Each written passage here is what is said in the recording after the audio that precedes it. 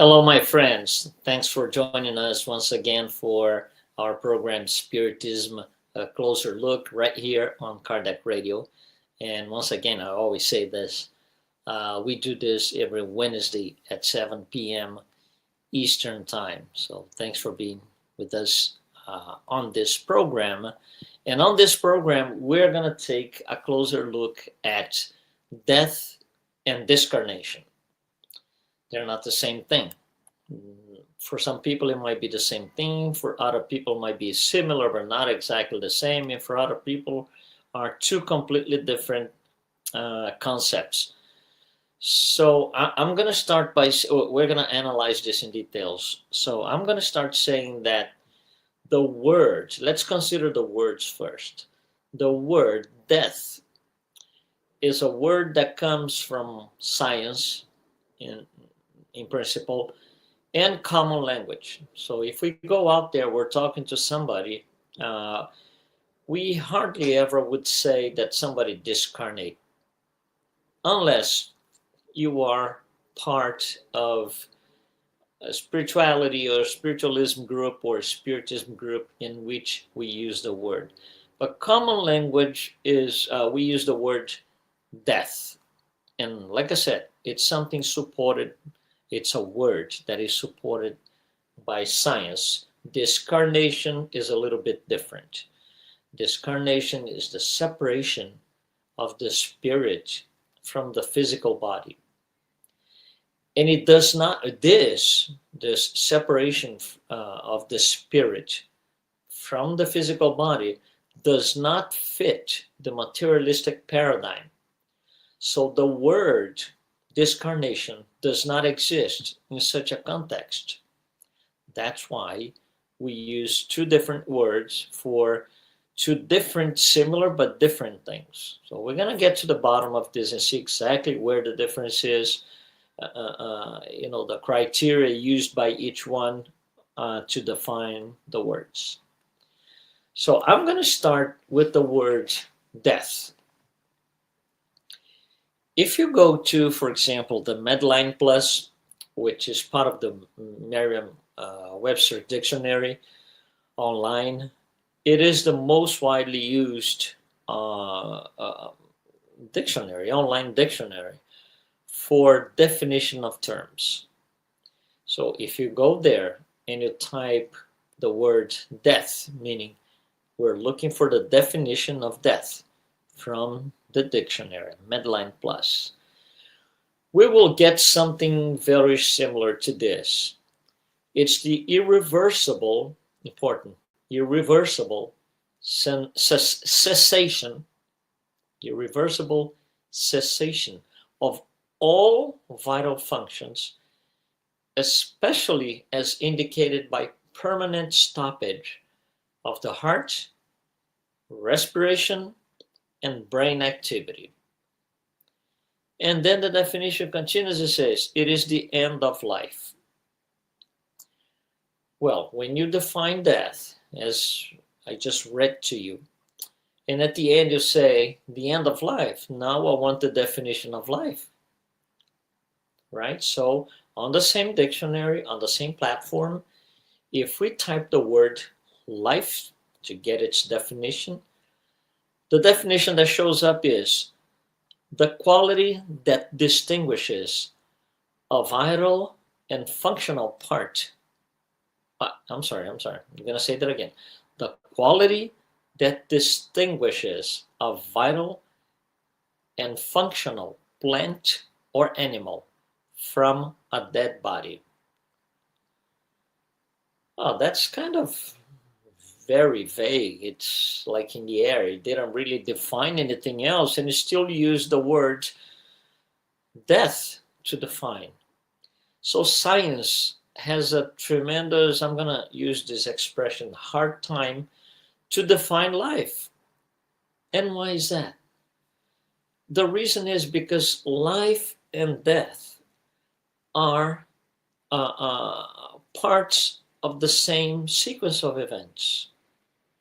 So science, it cannot define life because it's something immaterial. a body is material, but life is a body that is animated. I'm going to use this word, animated by something else. That something else is whatever you want to call. For now, it doesn't really matter. Soul, spirit, intelligent principle.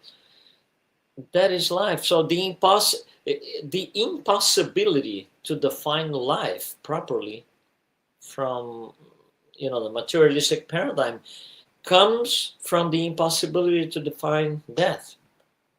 They cannot be separated. They are part of the same sequence of events. One interesting take that I'm going to bring over to you is there's a book called The Quantum Self. This book was written by Dr. Dana Zohar. She, in her younger days, she was studying medicine and science, and she had this idea to start writing, simple and small articles relating superficially science and spirituality.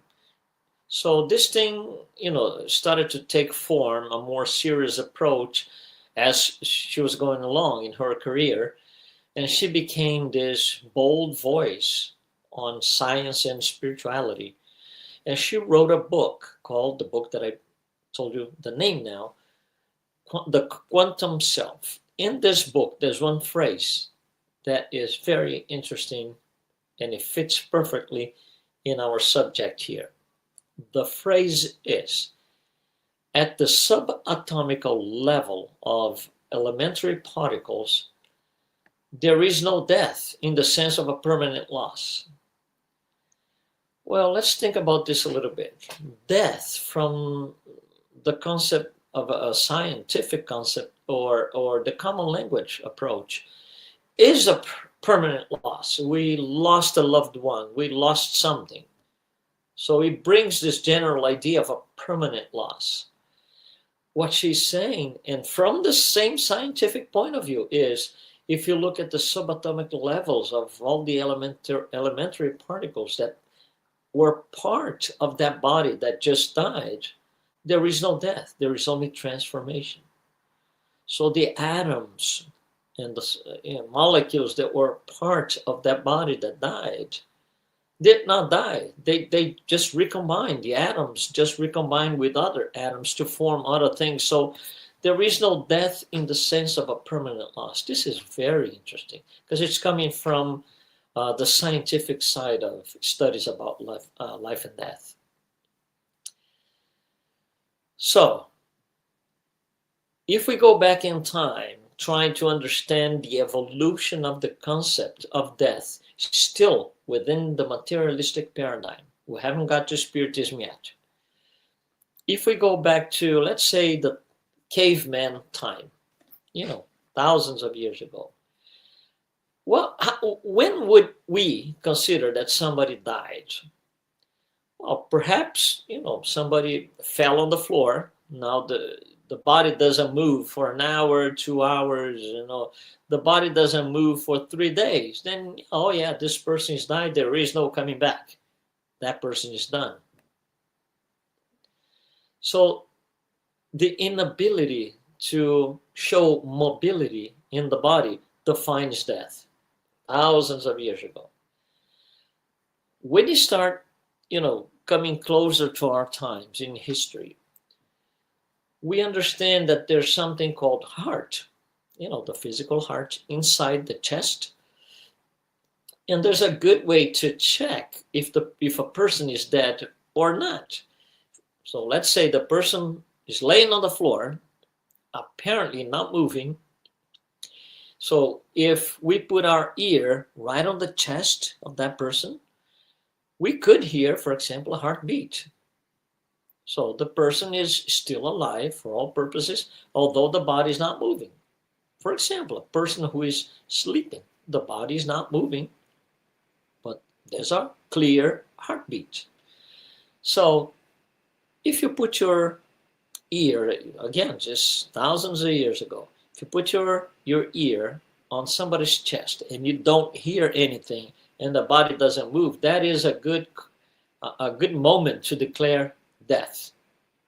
way in the past. Now, the problem is, for you to say this, it depends on the ability, the ear on the person who is checking. I can put my ear on somebody's chest and say, I don't hear anything at all. Then the next person comes up, put their ear on the same chest of the same person, and it will say, no, I still hear something. Really light, but I still hear it. So you can't use this as a parameter to define death.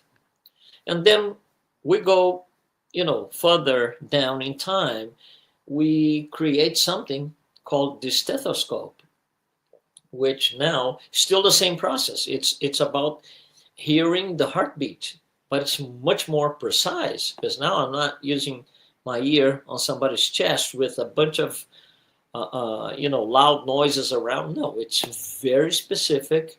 I'm gonna hear the heartbeat into my ears clearly or not. So the stethoscope changes things a little bit, but still it depends on the ability of the person who is doing the hearing.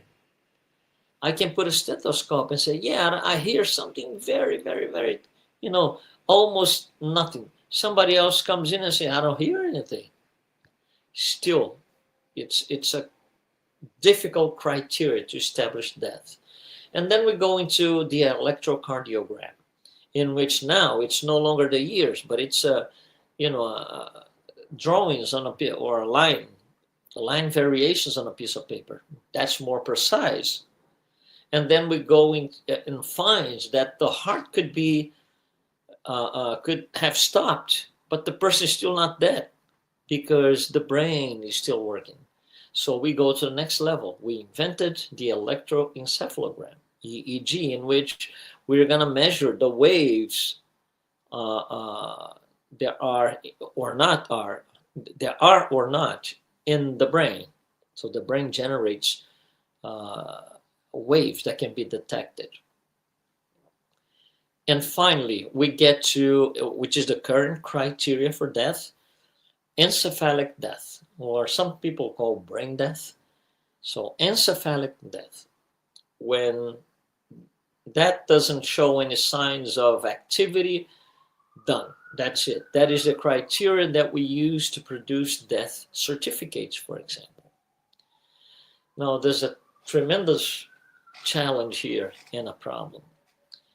Somebody is on a surgery room being operated on, whatever it is. Then, of course, you have all the equipment and the medical team, nurses and doctors, and so they're watching the equipment, monitoring vital signs and all of that on the person who is being operated on, and suddenly everything stops. Everything stops. They try to, revive. That's the word, the common word used for it. So we try to revive that person. Nothing, doesn't do it. So the person is declared death because supposedly there was an encephalic death.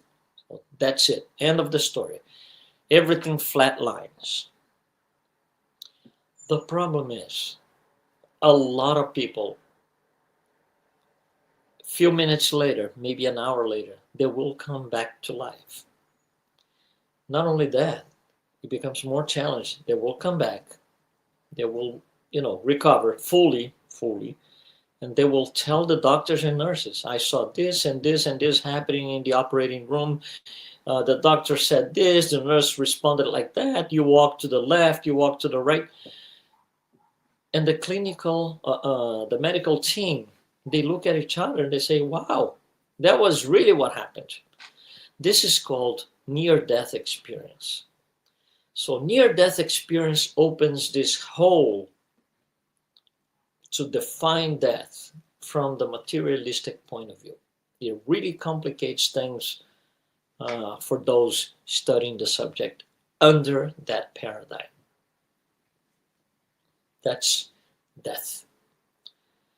Now, for Spiritism, we do not use the word death in general because it is considered something punctual. You could be alive now in 1 nanosecond or even a picosecond, which is 1,000th of a nano, in the next picosecond, you're not, because now the brain is dead. So death points to something very punctual, and it's not, because dying, as we know it, it's a process. So we cannot use in Spiritism the word death. We use discarnation. And Spiritism teaches exactly that. Death is not an end, it's a transformation. So something else is going to happen. It's going to take time for the process to take form. So it all starts, the process starts when the spirit is getting ready to disconnect from the physical body. That's the start of discarnation. The process ends when the spirit fully disconnects from the physical body. Now, from the scientific point of view, we cannot measure or pinpoint that, because we don't have equipment, medical equipment, that can tell us, oh, the spirit is now starting to disconnect. And there's a point where it shows on a screen, for example, oh, the spirit fully disconnected. We don't have that. Remember, the criteria for death in science is not the same as in Spiritism. Spirituality is different. And because we don't have this equipment that can tell us that, it's hard to tell if the spirit is still attached. So cases where people are in the hospital beds, in vegetation state, it's very hard to say. It's actually impossible to say there's a spirit still attached to that body or not, because we cannot measure with equipment that can tell us that. Maybe one day we'll get close to that point, but not yet. Not yet. So discarnation is a process. It could be a very fast process, a very easy in and out sort of thing process, or it could be long. It could involve a lot of suffering. So when, how can we tell if one or the other is going to be the case for each one of us? Well, a few things here. The quality of the detachment from the body depends on a few things. For example, the individual's moral state or spiritual state. Those who are have higher moral standards will have an easier transformation, right? An easier process. Those who are more spiritually advanced are going to have a less complicated passage than those who are not so advanced spiritually. It also depends on how the individual lived their life that they're leaving behind. If if we're living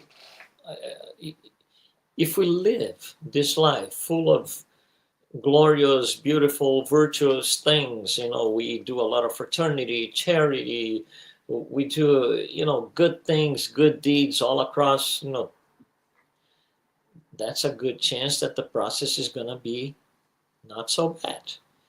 Now, if we live, doing evil things, selfishness, pride, all of those things, it's going to be a complicated process. And another thing that we can say that it impacts the quality of the detachment is how detached the individual is from material things. Those who are very attached to material things, when their time is coming, they don't want to let go. So they will fight all, with all their uh, uh, last drops of strength, if you will, to keep themselves in the material world because they want the physicality of things because of their level of detachment. Those who are not so attached to material things, they have a much more, I would say, a smooth passage or transition. Now, when the process finishes, meaning discarnation is complete, the spirit, no longer we can say person because there is no physical body, so the spirit will now awaken on the other side of life. And that awakening depends on a few things as well. For example, the moral elevation of the person. If the morality that the individual or now spirit carries is very low, this spirit is going to be taken to environments where things are not so good, things are ugly, in line with other spirits who have also discarnated and carry the same overall morality. So it's going to be places that are awful, dark, where suffering reigns. Another thing that depends that the awakening of the soul on the other side depends is faith, understanding how life beyond the grave works. Faith, which faith could be very complicated to define and live by those who subscribe to the materialistic paradigm, which, like we said, is going to make this discarnation process much more complicated. Now, the awakening on the other side can also depend on spiritual benefactors, or family members that will, take you into their arms, if you will, quotes, please. So the Spiritism teaches exactly that. No one is abandoned. Every soul receives help during the transition, of course, according to their needs, according to their merits. But we are all entitled for that help. So for those who prepare themselves for discarnation, will have a less complicated process. And how can we be more prepared? First, cultivating love and forgiveness. Forgiveness is maybe the number one thing. Because if I have to, let's just say, for example, that 30 years ago, I had a fight with somebody. It could be a family member, a parent, a son, a daughter, it doesn't matter. A friend. If you had this thing and you are carrying these heavy weights in your soul for 30 years and you are not able to forgive, you're going to take that shackle in your soul with you to the other side. It's going to be much more complicated. So it's easier to resolve here before we leave this dimension.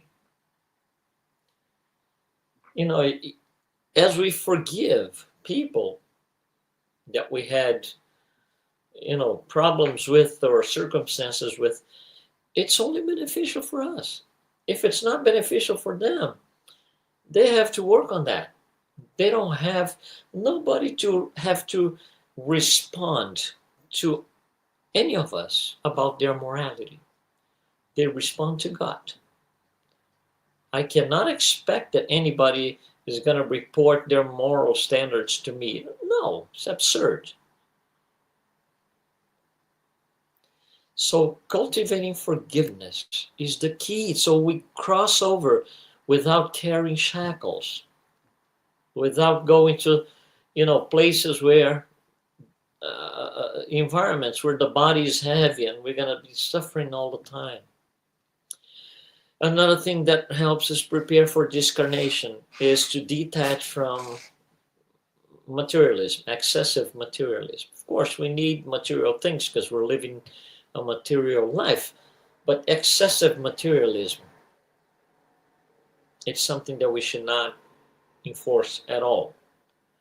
Another thing that helps us prepare for discarnation, service people, practice charity, practice service for those who need. As we go along, we accumulate experience that makes us more prone to assist other people because we have more knowledge, more wisdom. And of course, faith is always something that matters in this case. So Spiritism teaches us clearly that death is not the end. It's only a change of state. It's time for renewal. It's time for renewal. Okay, here's a milestone. I did this. I crossed over. Now let's do a better life. And it is the same way for our loved ones who have crossed before we did. You see, our loved ones continue to live their now spiritual life. They continue to think. They continue to love. They are often with us in our daily tasks, a lot of times. So, for us to be in line with their love and the good things that they did for us, that they left behind, we could pray for them, elevate our thoughts, invest in time and energy in a better moral conduct. All of these things elevate us so we can be in good vibration of love and peace with them, those who already left us. So again, to wrap up, death is not a tragedy. It is renewal. It's a doorway to a higher life.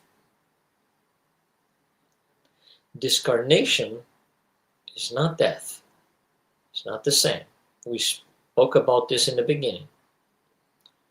Discarnation is the spirit liberation from matter, which, by the way, allows the spirit to continue evolving towards perfection. Nothing stops. As a discarnate spirit, the spirit will continue to evolve, and you will come back for another life, being in a stage that's more advanced than before. One of our recent talks was about the third age and how we get to third age, more prepared for discarnation and all of that. I encourage you to look for that and listen to that. It's called Third Age. Also right here on Spiritism, a closer look on Kardec Radio. Well, thank you very much for being with us once again on this program. And don't forget, Spiritism, a closer look is here on Kardec Radio every Wednesday at 7 p.m. Thank you so much, and please join us.